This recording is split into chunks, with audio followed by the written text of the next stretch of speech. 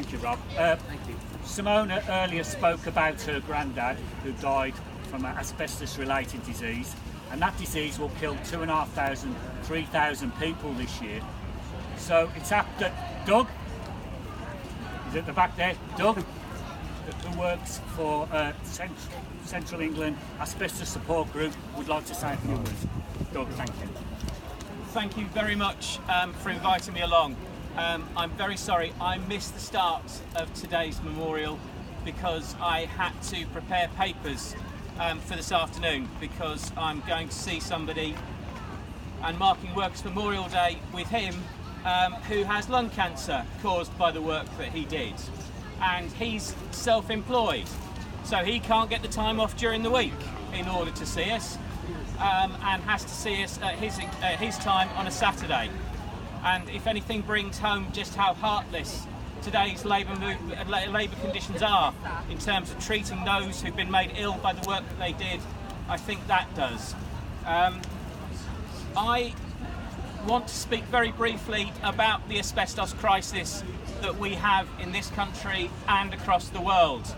And it is a crisis, an ongoing crisis. And those who are powerful will tell you that in the past it was a problem, but nobody knew it was a problem and nobody was to blame. And now they will tell you there is no problem, we have dealt with the problem. Both of those statements are untrue, and we know them to be untrue in the labour movement. It is not true that nobody knew it was dangerous. 2,000 years ago, the Roman historian Pliny the Elder wrote about not buying the slaves that had worked in the asbestos mines in Greece because they always die of the disease of the lungs. And that statement is incredibly telling for two reasons. One, it's not saying don't send people down asbestos mines because they'll die. It's about saying don't buy the slaves because you'll lose your investment.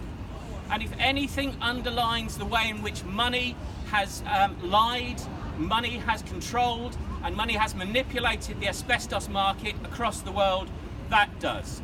And people will tell you again that we do not have a problem anymore, that we have dealt with this. And again, that is a lie. More people will die of asbestos-related diseases in this country than will die on the roads this year. And every year that number increases. And people will say that there is no alternative, but there is. And that's why we're here, and that's the work that we do.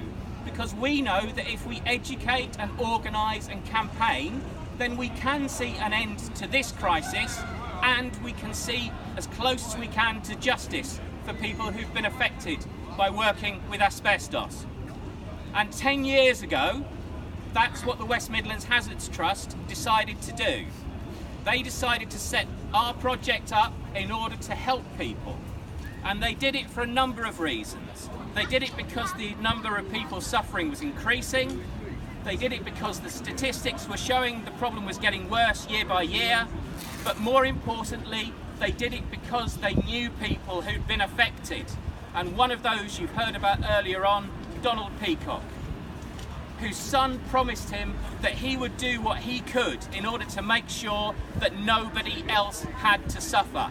And you heard Simone talk about that. And Steve was instrumental in setting up asbestos support, and it's a shame that he can't be here today, but he's been there every single step of the way to support what we do. And I'd like to thank everybody else in this crowd who's done exactly the same. And I just want to finish off by saying that of the people that we go and see, we as a country owe them a debt to actually get this crisis solved. We owe them a debt because these are the people who built the railways and the buildings and the hospitals and the schools. And they went to work and came back with a substance in their lungs which 20, 30, 40 years later was going to rob them of their lives, their retirements, and all that they'd worked for. It's robbed families of mothers and fathers. It's robbed children of their parents. And we have to stop this. We have to remove asbestos from our public buildings for a start. We have to make sure that people get access to proper justice, and we have to make sure that we get medical research so that we can get better treatment for these people and eventually a cure. And when the government tells you that we cannot afford this, you have to just remind them of the human cost of over 2,500 people a year dying of asbestos-related diseases. And lastly, I want to respond to those people who will tell us that we are just scaremongering, that there is no longer a problem. And what you have to do is to remember, and I just want to read out, it's the words of Jim Brophy, author of Carcinogens at Work. He said, all you really need to know about the root causes, the cover-ups and the human impact of occupational cancer, you can learn from the example of asbestos. It tells you everything about the reality of our economic system, what it values and what it fails to protect. It teaches about the collusion between government and industry. It addresses the issue of so-called junk science and how the powers that be control information and public health. It reveals the hidden injuries of class, and it drives home the old axiom of working class history, that everything you get in this society you must fight for. And today, of all days, on Workers' Memorial Day, we have to remember that, and that is why, as we all and other people have repeated the slogan of today, and that is why on this day we pledge not only to remember all of those who have died, but to pledge to make sure that we fight for the living and for future generations so that they don't have to suffer. Thank you very much indeed.